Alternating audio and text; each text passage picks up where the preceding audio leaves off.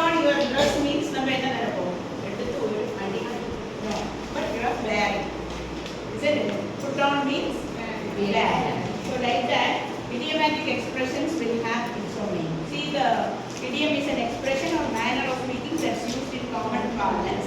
Idioms are culture specific. It is considered as first one you read as it is. Proves the okay. Next one, you please have a words. People instead of having some sort of word they say, you have to do it in the form of an action. Next,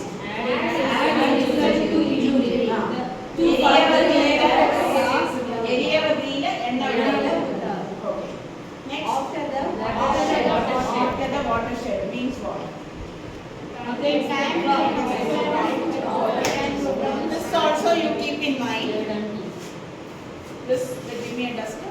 This also you keep in mind. Prepare a sentence. This is a homework. Okay. Prepare. Oh, this flower is very beautiful. I don't want to rub it. Leave. Shed.